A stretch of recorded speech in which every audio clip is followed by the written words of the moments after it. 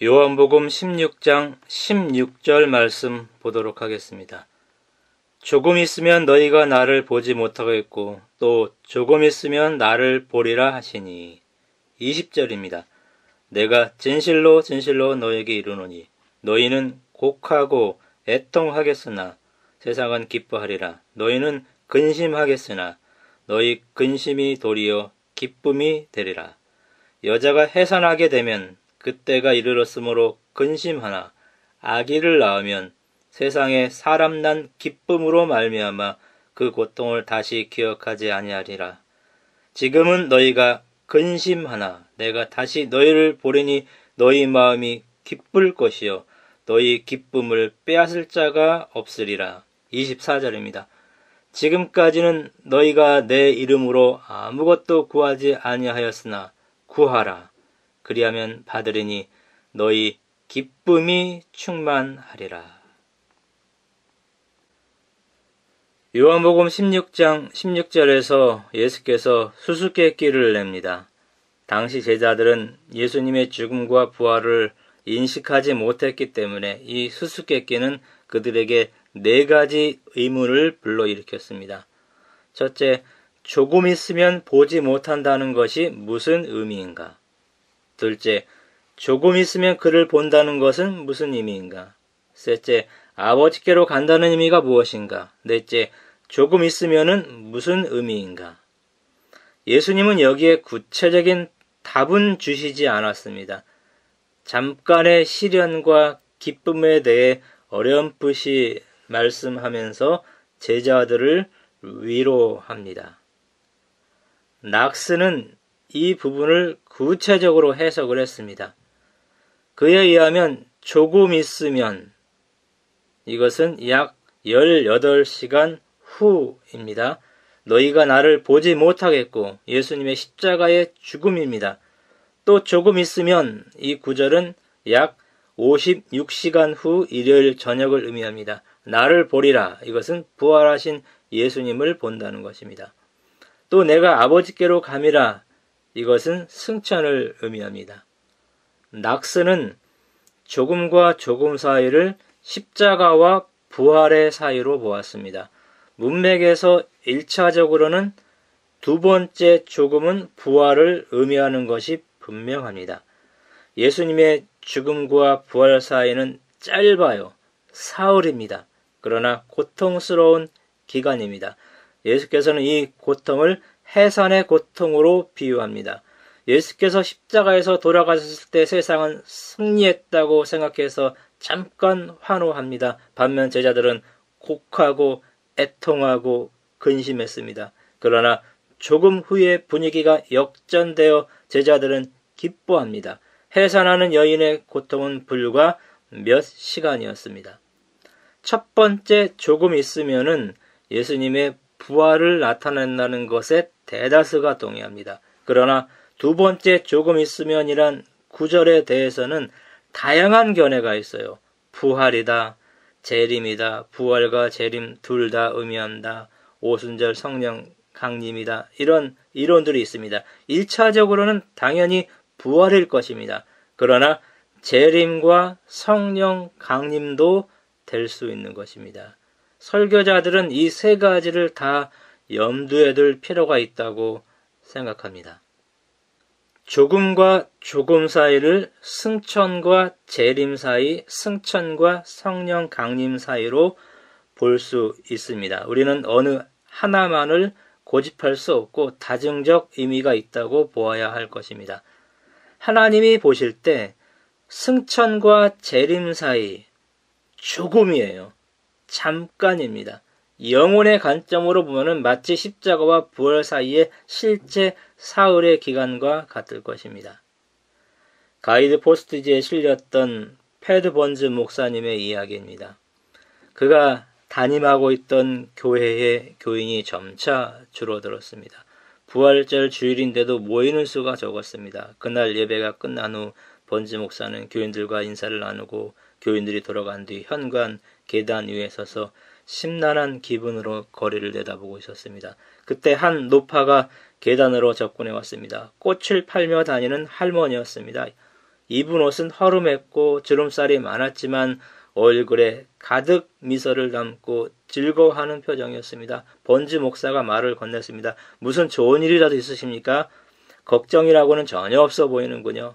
걱정이라고요? 목사님이 내 나이 정도 되어 보세요. 평생 했던 걱정을 모은다면 트럭 몇 대에 실어도 부족할 테지요. 그런데도 즐거운 얼굴로 꽃을 팔러 다니는데 무슨 비결이라도 있습니까? 저는 괴로울 때 예수님처럼 사흘을 기다립니다. 사흘이라니요. 예수님이 십자가에 달릴 때 얼마나 고통이 심했습니까? 그렇지만 사흘 뒤에 살아나시면서 새 출발의 아침이 오지 않았습니까? 무덤 속의 사흘은 기다리는 시간일 뿐입니다. 그렇게 생각하면 괴로울 필요가 없지요. 번지 목사는 즉시 꽃 한 다발을 사들고 교회로 들어갑니다. 그리고 사흘의 의미를 가르쳐준 하나님께 감사의 기도를 드렸다는 내용입니다. 심리학자나 정신과 의사들은 말합니다. 내 인생은 이제 끝났어 라는 이런 말을 할 때 그때가 가장 위험한 때라고 말합니다. 그때 사흘을 기억해야만 하는 것입니다. 사흘은 기다리는 기간입니다. 길지 않은 기간이에요. 그 이후에 영원한 기쁨이 우리를 기다리고 있습니다. 그 사흘은 실제의 사흘일 수도 있고 때로는 상징적인 의미의 사흘일 경우도 있는 것입니다.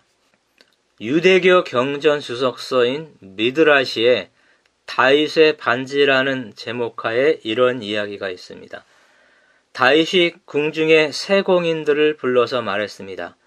아름다운 반지 하나를 만들되 내가 전쟁에서 큰 승리를 거뒀을 때 교만하지 않게 하고 내가 큰 실망에 빠져 낙심할 때 좌절하지 않게 하고 나 자신에게 용기와 희망을 줄 수 있는 글귀를 새겨 넣으라.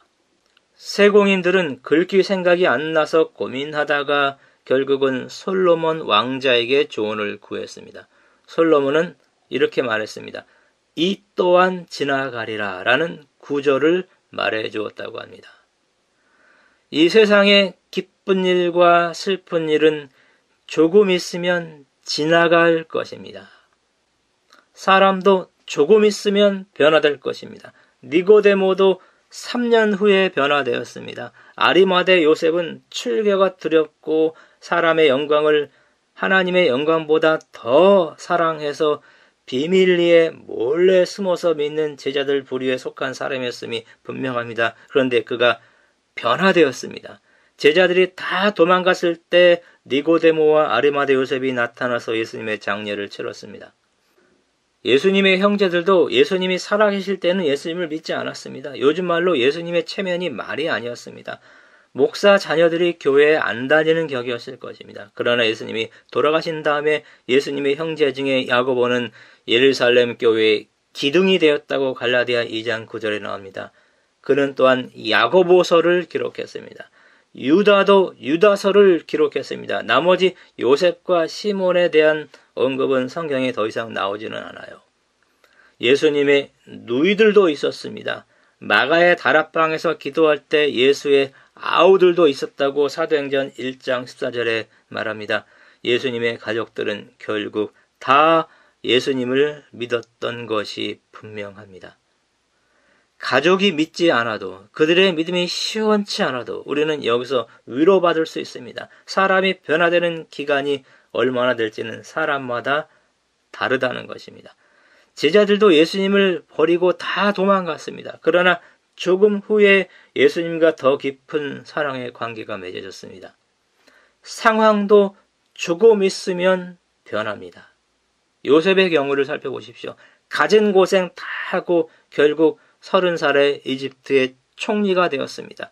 결혼하여 두 아들을 낳았어요. 장자의 이름을 므낫세라 칭하고 차자의 이름을 에브라임이라 했습니다. 므낫세는 하나님이 나로 나의 모든 고난과 나의 아버지의 온 집 일을 잊어버리게 하셨다라는 뜻입니다. 에브라임은 하나님이 나로 나의 수고한 땅에서 창성하게 하셨다라는 뜻입니다. 요셉은 17세에 애굽으로 팔려갔습니다. 창세기 37장 2절에 나옵니다. 이집트 총리가 될 때까지 그렇다면 13년 걸린 것입니다. 요셉에게 조금 있으면이라는 실제 기간은, 사흘의 기간은 13년 정도였습니다. 이 땅에서 우리가 당하는 환난 잠깐입니다. 하늘에 가면 영원한 기쁨이 존재합니다. 모성적인 기쁨이 여인으로 하여금 수고의 고통을 잊게 할 수 있었던 것처럼 예수께서 재림하셔서 우리가 하늘에 가면 너무나 기뻐서 세상의 고통은 다 잊어버리고 창성함을 그곳에서 우리는 누리게 될 것입니다. 요한복음이 강조하는 현재 종말론의 관점으로 보아도 두 번째 조금을 성령 강림으로 보는 곳에 무리가 없습니다. 예수님의 승천과 성령 강림, 이 조금과 조금 사이는 실제로 사도행전 1장 1절에 보면은 10일이었습니다. 그 기간에 120명은 마가의 다락방에서 기도에 전념합니다. 재림이 멀다고 생각하면 세속적으로 흐릅니다. 재림이 가깝다는 인식으로 살아야 우리는 영적인 삶에 더 집중하게 됩니다. 여기서 그치지 말고 우리는 더 나아가서 재림 이전에 성령을 통해서 24절에 있는 것처럼 하늘의 기쁨을 미리 맛보면서 살아야 하는 것입니다. 요한복음 14장에서 16장에 보면은 재림이 3번 언급됩니다. 계명을 지키라라는 말이 4번 언급됩니다. 성령이 5번 언급되었고 기도는 7번 언급되었습니다. 횟수로는 기도가 가장 많이 언급이 되었습니다. 특별히 요한복음 16장 23절과 24절에서 기도와 관련하여 예수님이 제자들에게 새로운 약속을 주십니다. 예수님 이름으로 아버지께 기도하면 응답해 주신다는 약속을 주셨습니다. 예수께서 승천하신 이후에 예수님 이름으로 기도하라는 의미입니다. 주기도문에 보면은 그 이전에는 아버지께 직접 예수님이 기도했던 것 같습니다. 요셉에게 일어났던 고난들이 있었어요. 형제들의 배반, 보디발의 아내의 거짓 증거, 술 맡은 관원장이 2년간 요셉을 잊어버렸던 것. 이것들 때문에 그에게 고난이 가증되었을 것입니다. 결국은 그러나 이것들 때문에 이집트의 총리가 됩니다. 요셉은 사흘을 기다렸어요. 기다리면서 그는 기도했을 것이 분명합니다. 사람은 위기 상황들을 만납니다. 예수님을 믿어도 인생의 어려운 문제들이 여전히 우리에게 슬픔을 주지요. 우리는 배척받습니다. 괴로워하기도 합니다. 당시 제자들이 그랬습니다. 그러나 그 기간은 잠깐이었습니다. 짧은 순간을 잘 견뎌야 하는 것입니다. 견디면서 하는 일이 여기 보면은 기도입니다. 이 기도는 예수님 부재 시에 예수님께서 제자들에게 주신 놀라운 특권입니다. 기도 응답의 결과는 기쁨이 충만한 것을 경험적으로 우리가 맛보는 것입니다.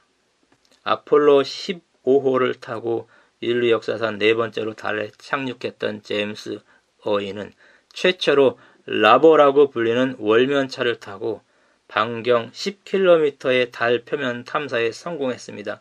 이 임무를 마치고 지구로 귀환할 때 문제가 생겼습니다. 우주선이 지구에 근접할수록 중력에 의해 속도가 빨라집니다.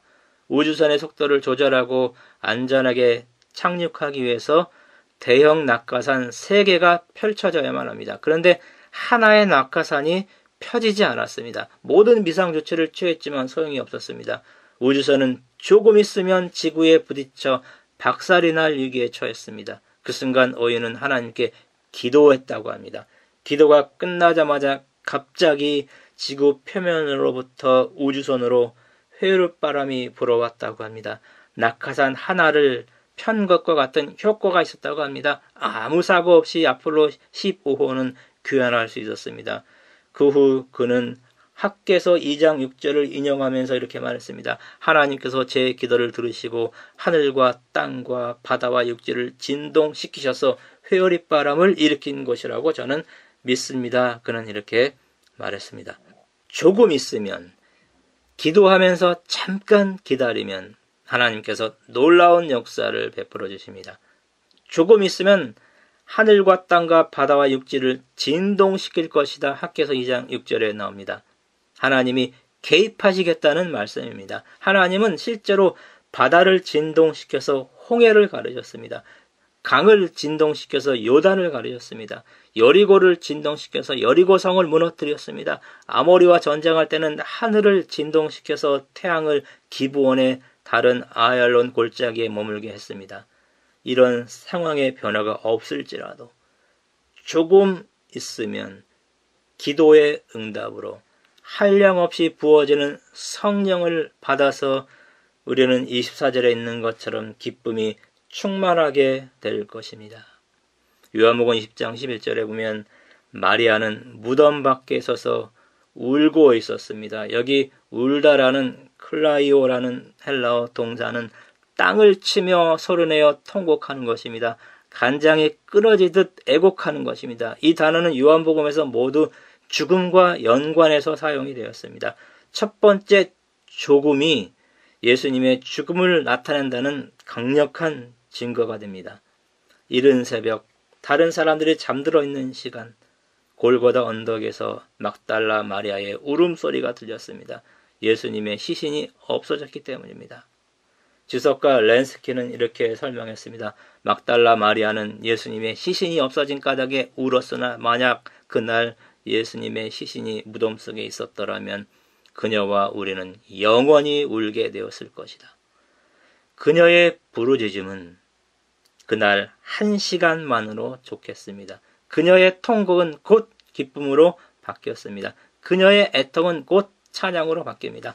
가장 실망한 여인이 가장 먼저 부활한 주님을 만납니다. 가장 기뻐하는 여인이 되었습니다. 그 일이 아니었다면 우리는 영원히 울게 되었을 것입니다.